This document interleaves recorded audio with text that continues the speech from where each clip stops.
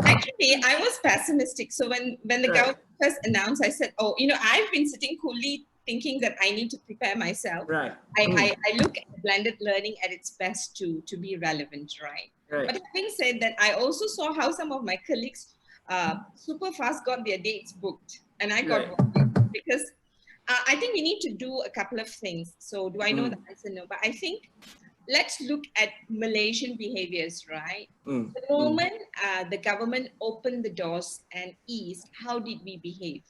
Did we remember what we were supposed to have learned when our hands and legs were tied? I think that's the thinking I would like to go with, right? Because in the past, during lockdown, did I follow all the SOPs because I had to, or because I understood why it was necessary, right? I think the sad thing about a lot of us is we don't question why we do what we do.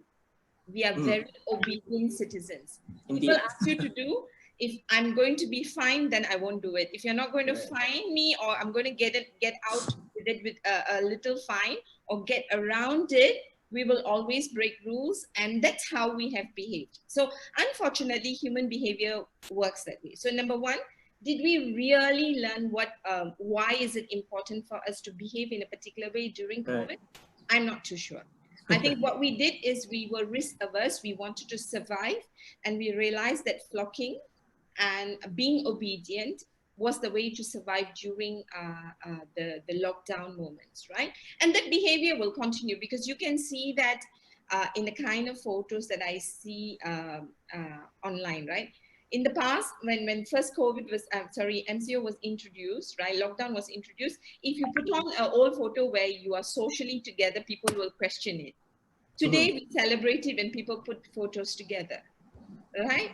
But we are supposed to still do the distancing, right? So have we learned? I'm not sure, right? So I think first we need to see whether we have truly learned. That means I think the first step is for us to be educated why we need to do what we had to do in the past for survival. Having said that, I think the other thing that we underestimate about human beings forget very easily. Right? We may not forgive very easily, but we forget good lessons very easily. Right? So we need to understand that about human psyche, that we forget very easily. And because we forget, because it's not habitual yet, until you make it a habit, nothing much is going to change. Right? So whether we go to face or not, I think more than that question is, have we integrated the changes that is required, where we were given 3 good months to bring in new habits, whether we've internalized that? I think that's important, right? And you need to bring together the bits from the learner's point of view, from the organizational leadership point of view, and from the service provider's point of view. I think there are a couple of things that needs to come together, and we haven't brought in our country's political situation.